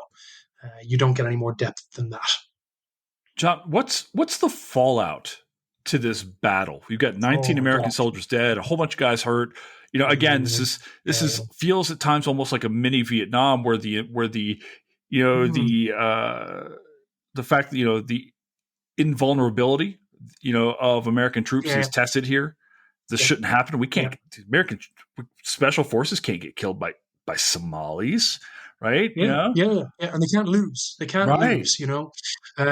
So you get this. Look at after the Gulf War. If you look at, say, military history and certainly from the military perspective, you get this huge idea that the Gulf War has represented a revolution in military affairs. That warfare has been changed forever by technology and satellites and all that jazz. And in reality, Somalia, which happens like very, very close after the Gulf War, completely disabuses any suggestion that a technocentric military is always going to be able to dominate the battle space. Again, it is, we call it peacekeeping, and this happens within it's actually a peace enforcement mission, a nation building mission, but it is very much a teaser trailer for what will come in the 2000s in Iraq and Afghanistan. But the fallout from this is seismic, not just for America, not just for the Somalis. Um, you know, Task Force Ranger, and you don't get an idea of this. The movie ends, and you've got Josh Hartnett, kind of like, kind of speaking over the coffins of his dead buddy, saying, "Look, I'm gonna go see your people when you get home." And really, the last scene is the ramp of the aircraft closing, with the caskets of the men who've been killed closing, and then you get the postscript, of Adid doing this and that, and Garrison retiring the day after Adid is killed. I'm not really too sure about that, but you don't get any idea of really what happens next. So that's October 1993. The day after the battle, Task Force Ranger are kind of gearing up. They're saying, right, we're going to go again. Okay, there's been 18 fatalities, well over 100 wounded. Some Pakistanis, Malays are killed and wounded as well. And the goal is, and I'm sorry, from the Somali perspective, there's been nearly 1,300 casualties. Most of them are civilians. And you don't really see that. It's kind of like, they're bad guys with AKs. We have to have this happening in a hugely densely populated neighborhood in the capital of an African country. So the number of civilian casualties is staggering, absolutely staggering. But Adid's militia has actually taken a huge hit. Adid comes out after this and he actually says, "Okay, we need to talk." He declares a unilateral ceasefire. He says, look, his militia, he only ever had about maybe 2,000 militiamen by CIA estimates. So, I mean, he takes hundreds killed and many more wounded. Like, his militia has taken an absolute beating. And he says, right, let's talk unilaterally. Task Force Ranger kind of say, okay, we've been bloodied a bit. But now with all the UN troops mobilizing and the other US forces, everybody was like, we're going to get out, we're going to go back in, and we are actually going to crush Adid's militia. I think, Eversman in real life, when he writes his account, he says this line, he basically says, more Rangers were inbound, more Delta, more air power. And he literally says, and I quote, the gloves are coming off. We are going to get back out there. We are going to absolutely, destroy Adid and his militia. And then, word comes from Washington. Bill Clinton actually addresses the nation and really the world. And he says, we're pulling out of Somalia. America's pulling out. We're gone. Doesn't actually talk with other heads of state, doesn't tell the UN, basically comes online and says, he literally explains that Somalia is like a house that was on fire. And that America was the firefighters who arrived, and they have now kind of put the fire out, but there's still some embers burning there, like kind of a backdrafty kind of thing that could come back. But he says it's no longer our job. We put out the fire, other troops can kind of deal with the embers, but we're leaving. And for troops in Somalia, they do not react well to this at all. There's actually an American captain, Michael Whetstone, and he basically says, he compares it to Tet.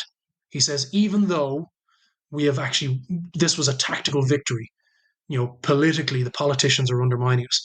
Now, the issue is that, one of the problems, the blowback is that for ages, throughout this mission, Somalia is billed to the American public as humanitarian. It's peacekeeping. Bill Clinton in May will say it's not a combat mission, and then all of a sudden you've got all these bodies coming home. And I mean, there's 18 fatalities for the Battle of Mogadishu, but I mean, the months leading up to it, there is dozens of American casualties and fatalities.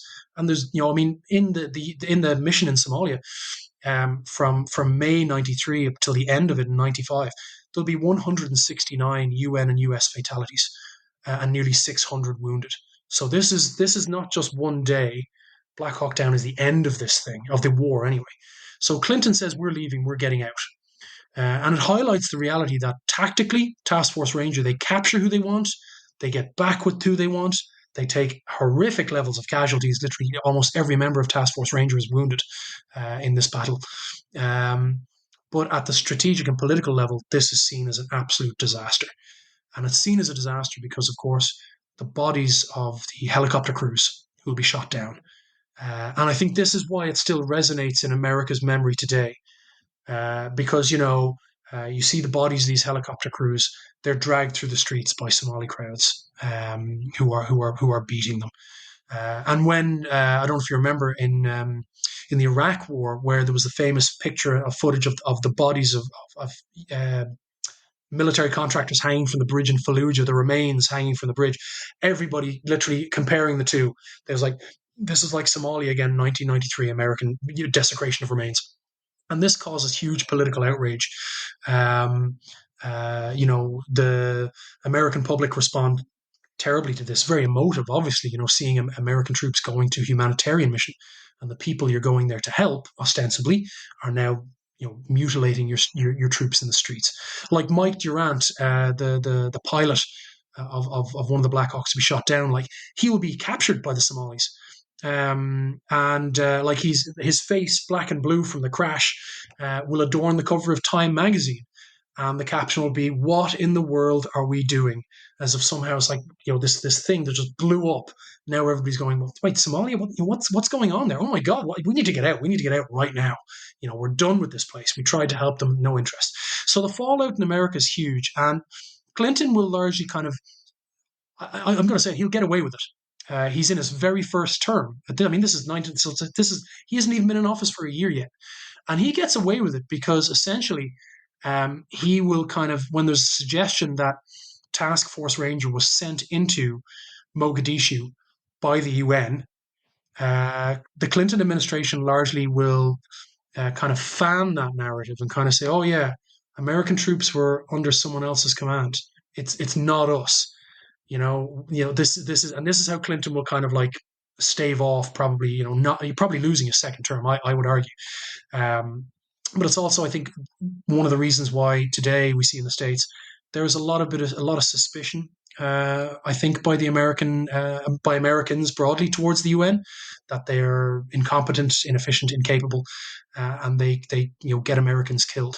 And this, I would argue, this tracks all the way back to Somalia, because Somalia is kind of the first UN mission where you'll see thousands of American troops participate under a UN mission, and it will be the last time. For the most part, like since Somalia, American troops, yeah, they'll do it in their ones or twos or maybe a dozen here. But if you're talking about like actual full units, logistically, no, they don't do it, because the narrative of Somalia afterwards, that the Clinton administration will kind of shepherd into the mainstream, will be that this was a UN failing, a UN failure. When of course Task Force Ranger are under American command the whole time, and of course the UN, actually contribute heavily to rescuing them.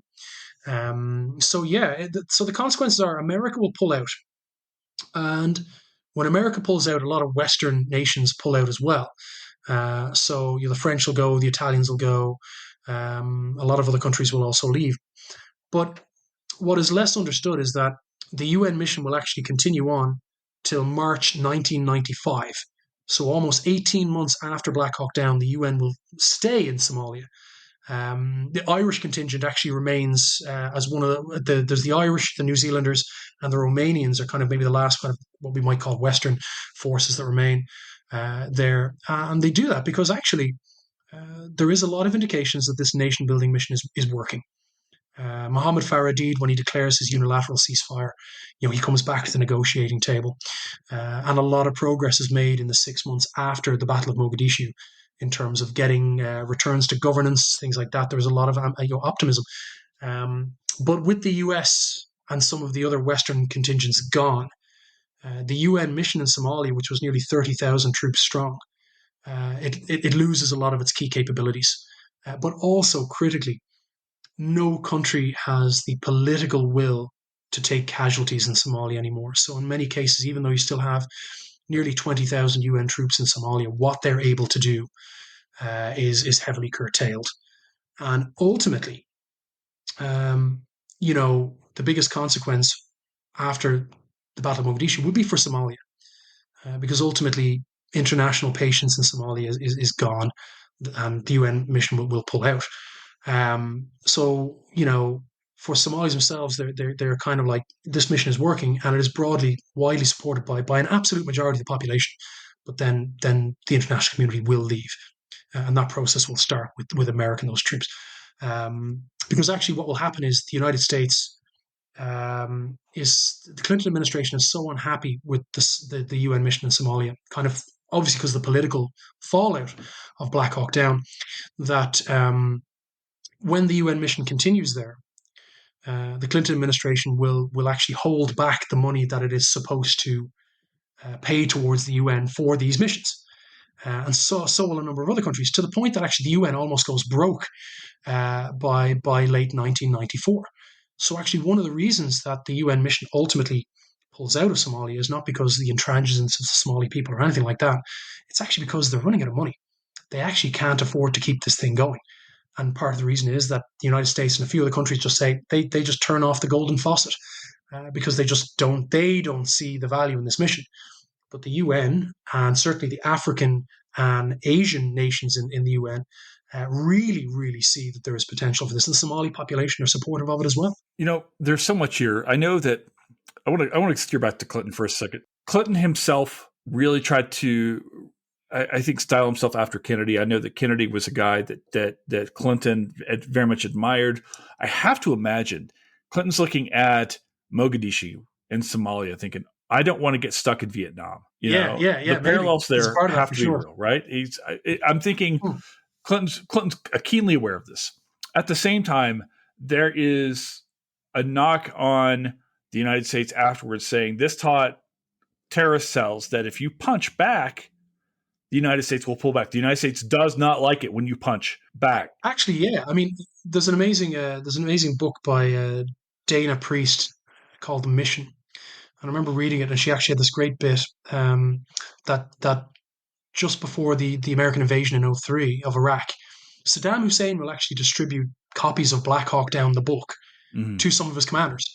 And he will say basically the goal is bring Americans into the cities, neutralize their technological advantage. And if you kill a few of them, the American public will demand they leave. And basically he's looking at like 18 American dead and they leave. And that's the lesson that he will put in there, or try to spread amongst his commanders, is to kind of lure them into the kind of the long game, the death by 1,000 cuts kind of thing. So yeah, I mean the consequences there are huge in terms of sending that message, I suppose. But yeah, what happens to Garrison? Does he take a black eye as a general? Like what's his legacy of this? Well, no, I don't think so. Garrison is a really interesting character. And you don't see this in the movie, like why is Task Force Ranger sent there? Well, I mean, Garrison is the head of kind of a special operations command before Somalia. So you're kind of going, well, he's a 2-star general. Why is a 2-star general coming out here to manage 450 guys? Well, the answer to that is very simple. He's a Vietnam veteran, career in the special operations community, but right before Somalia, he had been kind of contributing to the hunt for Pablo Escobar. So, some of his, hunting down, individuals that do not want to be found is very much Garrison's specialty. And so like the Delta commander, some of his subordinates who will come to Mogadishu, they're also fresh from from Colombia. Mm-hmm. So, I mean, this is your A team for kind of using methods to kind of track a deed down, and they'll do a number of things. They'll bring in lots of intelligence stuff, spies, signal intelligence. They will have informants, one of whom will kill himself playing a game of Russian roulette. They will get a cane with a homing device in it, and they will try and give it to an informant who will give it to a deed.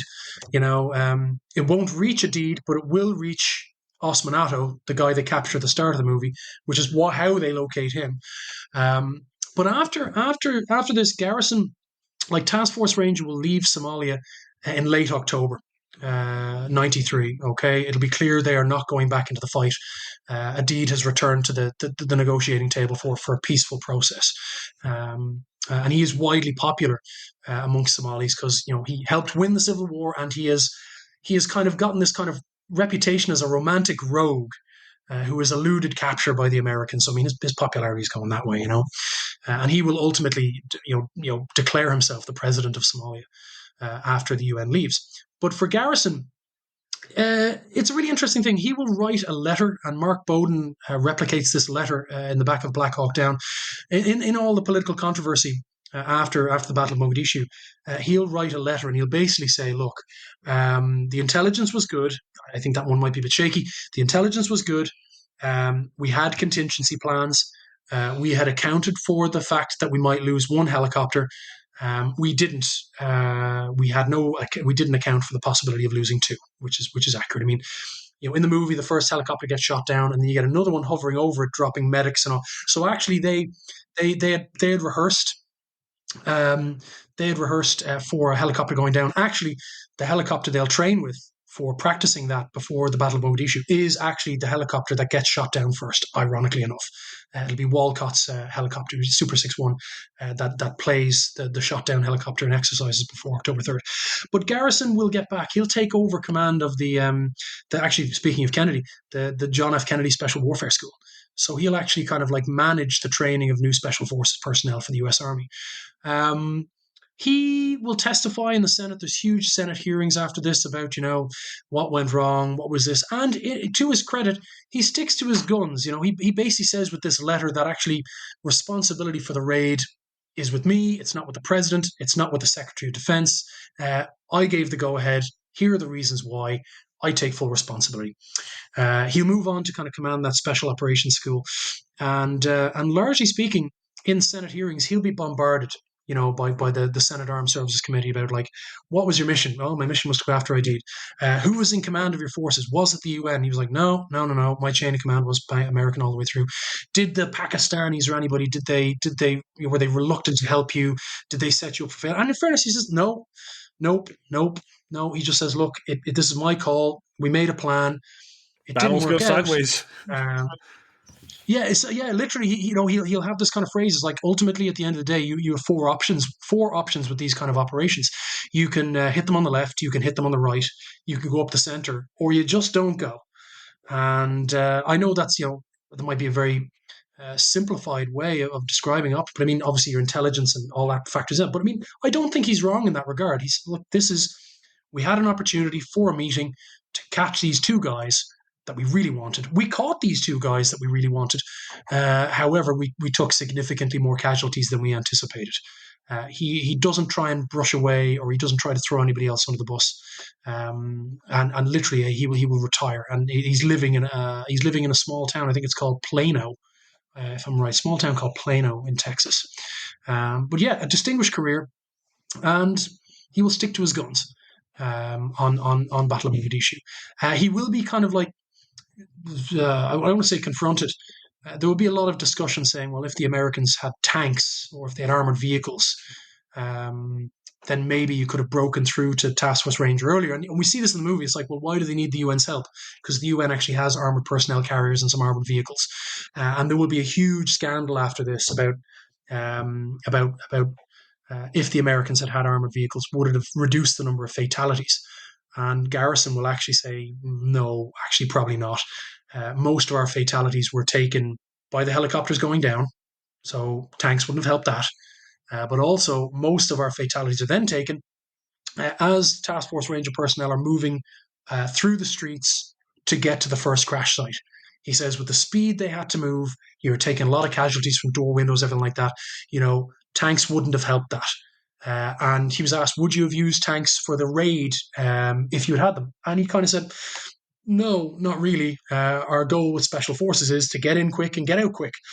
Tanks are very slow. The narrow streets of Mogadishu would have made them, roadblocks if they got knocked out or whatever like that. So actually he kind of says when the tank stuff, and I mean this tank question will ultimately mean that Clinton's Secretary of Defense, Les Aspin, will resign in disgrace for not sending tanks as part of Task Force Ranger or whatever like that. But Garrison says, look, even if I had them, they would not have changed the amount of fatalities that we had, and I wouldn't have changed my plans necessarily if I'd had them. So, kind of a very interesting character. Yeah. Does he retire a day after he hears that Mohammed Farah Aidid dies? No, I've seen nothing to substantiate that. I think that might either be a mistaking correlation for causation there. But I don't know, Yeah, it certainly implies, John, like this idea that like that he had done something incorrectly or something like that, or was salty about it, or something like, and sure. To your point, though, it certainly feels like the American politics demanded at least one last casualty in the name of like maybe the Secretary of Defense or someone, a head Sure. had to roll for like, At the Oh same yeah, time, absolutely.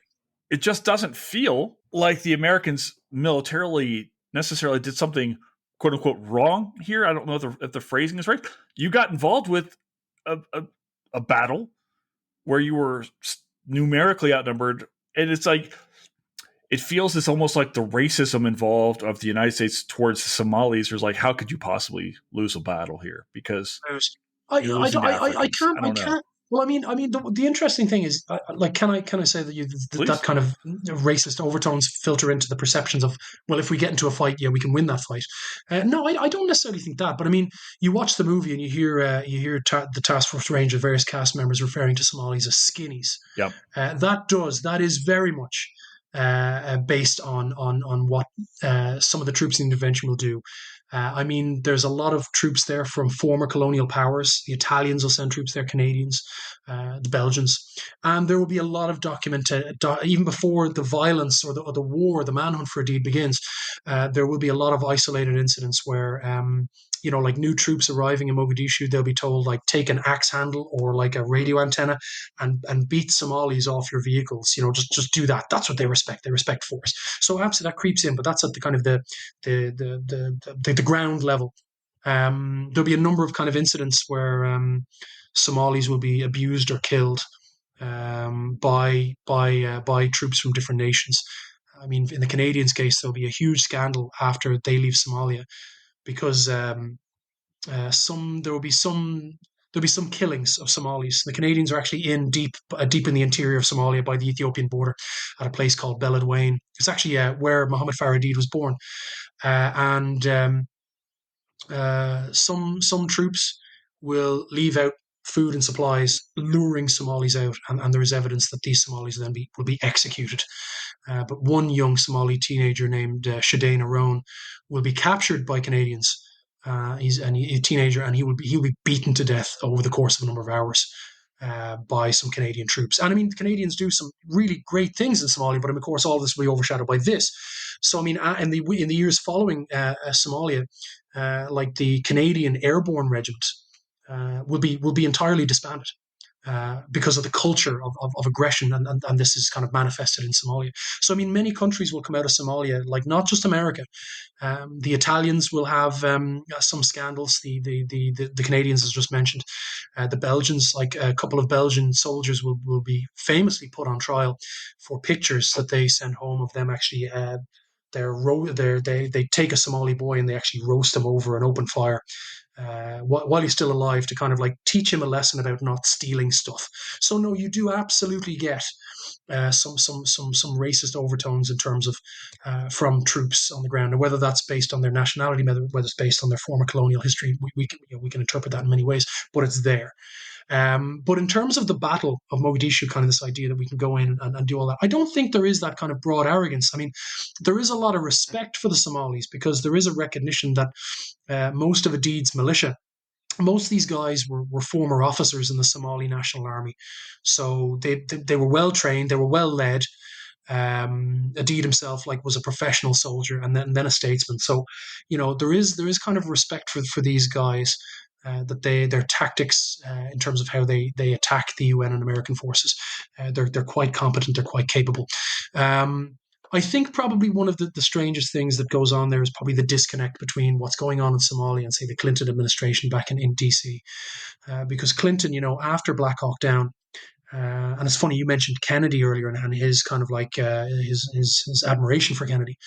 Um, Clinton will meet the wife. He'll meet some of the relatives of the men who die in the Battle of Mogadishu, and there's a transcript of this, and he's talking to the wife of somebody, and she'll say, "Oh, he'll say to her, I had no idea this raid was happening until after it happened." And she'd be like, literally, she'd be like, you had no idea this thing was going ahead, and he'll literally say no. And what we're kind of getting here, like in his memoir, Clinton will compare himself to Kennedy. He'll actually compare the Battle of Mogadishu to the Bay of Pigs invasion, and he'll say, "Oh, I approved." Sending Task Force Ranger to Somalia, grand, no problem. I had no idea like what they were doing specifically there, and he's like he says, I felt completely ambushed when this happens, and he later like tell British Prime Minister Tony Blair, he'll say, like, seeing that those bodies being dragged through the streets, like, that's the thing of my presidency. When I look back, it'll be that'll be it. What happened, that I caused that or whatever. But the reality is that at the political level, Clinton and his administration just aren't looking at Somalia. They don't meet to discuss it at cabinet level. They very much kind of go, we'll leave like junior policymakers and the military to kind of just do this thing. And the UN are there anyway, so they'll take care of that. And really, Clinton is actually just really focused, believe it or not, at the time on Bosnia. This is the early 1990s.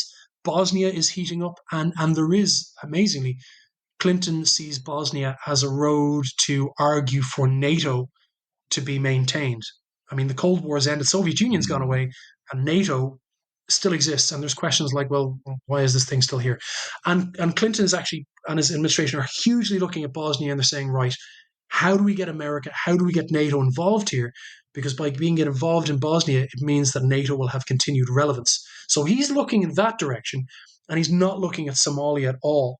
At all. So he's, whether he's lying, that he's just not clued in, or whether he just is completely, not paying attention to what's going on because he's looking at Bosnia. He'll famously say of Bosnia, as somebody said to him, why don't we leave Bosnia to the Europeans? And he literally says, like, how can we do that without giving up our role in the world? That's pretty much almost a direct quote. Like, how can we can't walk away from Bosnia. This is a great way for kind of like, maintaining America's influence in the European continent now that the Cold War's gone. So we get this disconnect. And really, I think the tragedy is, when I talked with veterans or, of the Battle of Mogadishu, the real tragedy, I think, is, and I don't want to be giving the book away a little bit. No, there's tons of stuff in there. So yeah, everybody read this. It's going to be amazing. I hope. Because Jason, you actually have a copy of it. You're the first one to already read the book, sir. Yeah. But no, one of the biggest issues, I think, is that, and this is completely missed in the movie, is that just a couple of days before the Battle of Mogadishu, because it's been a month-long fight, there's been a lot of wounded, fatalities, a lot of killing of civilians. I mean, the estimates on civilian casualties in Mogadishu over the 4 months, it has to be somewhere between 5,000 and 10,000. I mean, it's not small. But the biggest issue is the Clinton administration at the end of September 93. They actually decide, like, look, at the end of the day, Aidid is a recognized political leader. He is on the run. We haven't been able to catch him. Ultimately, there will have to be a Somali government, a new Somali government that comes down the line, and we can't just marginalize these existing centers of power. Obviously, with bodies coming home, political fallout, there is exhaustion with this war. So the decision is made by the Clinton administration, and this causes a lot of bitterness amongst Somali veterans who will compare it to Vietnam. The Clinton administration says, well, actually, let's negotiate with Aidid, and we can, give him a fair investigation for that violence that breaks out in June that we blamed him on. But we'll negotiate with Aidid, and we're going to end this war. And really, I think the tragedy of the Battle of Mogadishu is really it takes place after it's announced in the States that the policy of Somalia will be one of negotiation, not a manhunt. So, I mean, the question that I try to answer in the book, and it's tricky, is like, why does this raid still go ahead?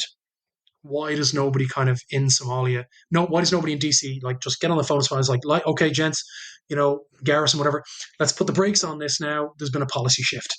So, if Clinton is wholly focused on Bosnia and he's just not paying attention to Somalia, then there's a disconnect that literally causes that leads, I don't want to say causes, but it leads to a battle that I don't want to say technically didn't have, well, it didn't have to happen. It didn't have to happen. I mean, really, if your policy decision is to negotiate with Aidid and the raid isn't even chasing Aidid, it's chasing his 2 lieutenants, then does that need to go ahead? I would argue probably not. And I mean, when Somali veterans, when they got home and they hear actually there was discussions of negotiation while they're fighting in the streets, like, there's a huge amount of bitterness to say, well, if you're willing to negotiate with these guys, why are we fighting in the streets?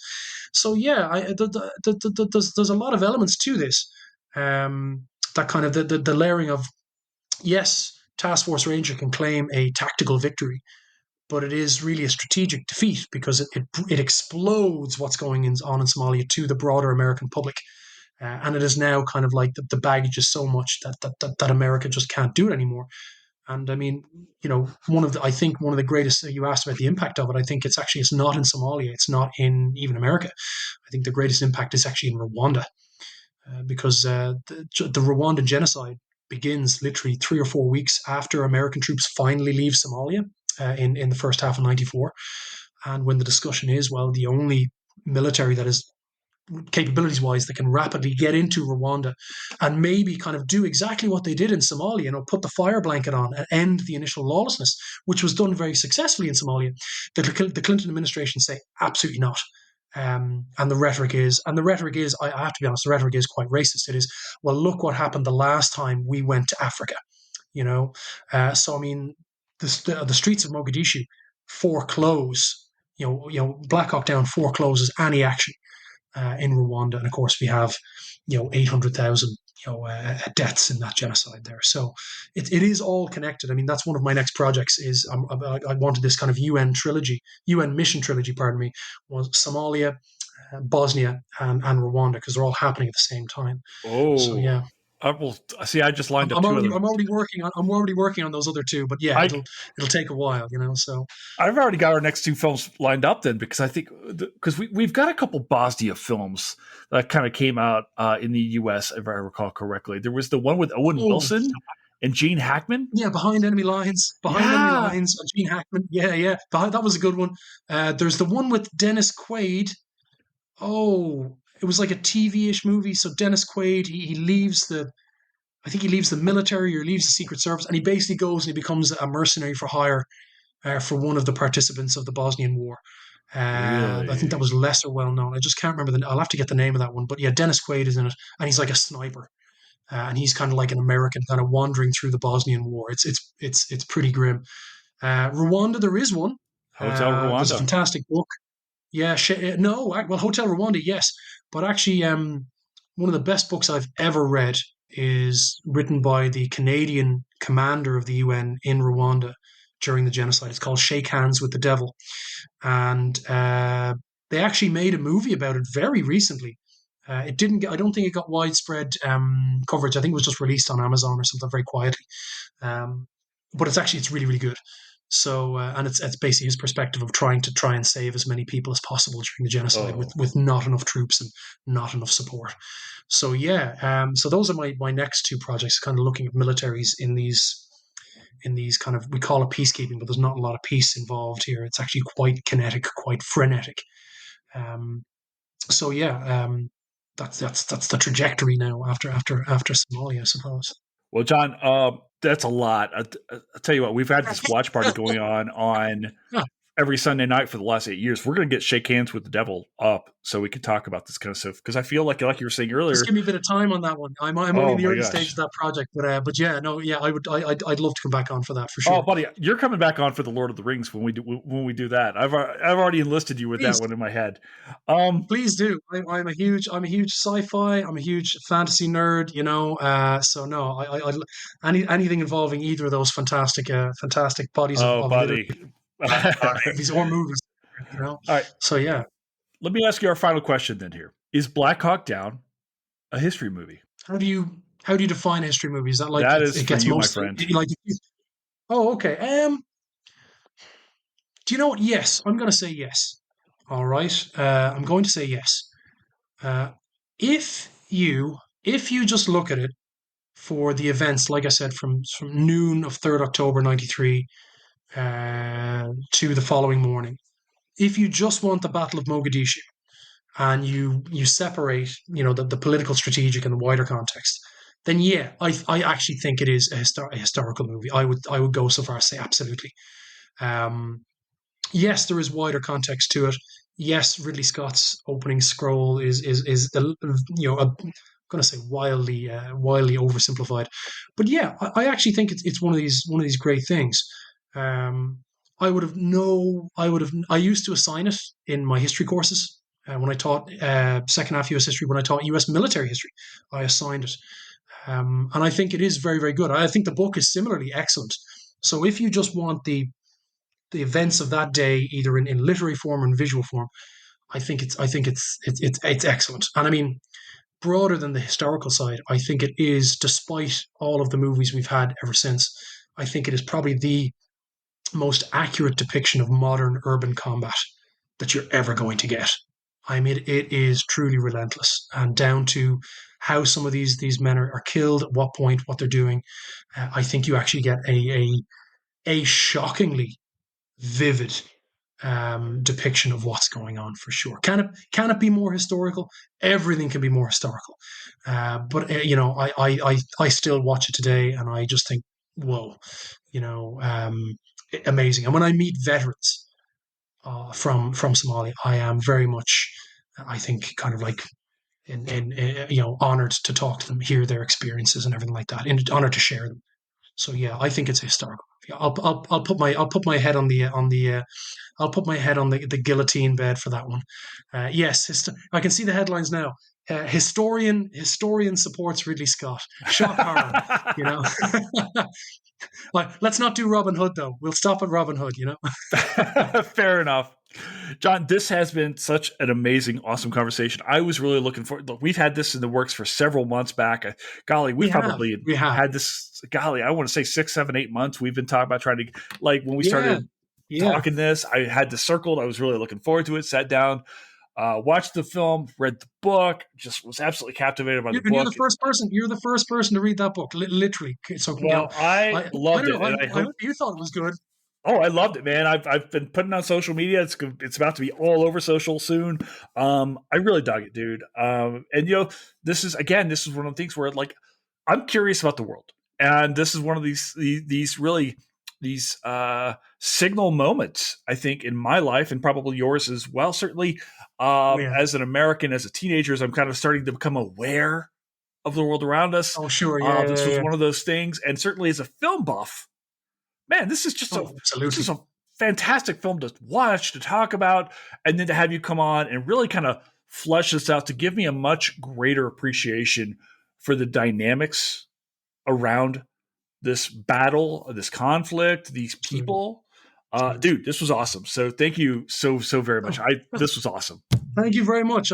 Thanks for having me, and hopefully I get to come on again. And if you ever find yourself in London or anything like that, you let me know, and we can sit down, have a few beers in person, and chat about movies.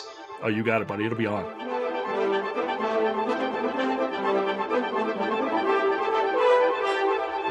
And that's a wrap here at Historians at the Movies and Reckoning with Jason Herbert, and God knows whatever else we're calling these days.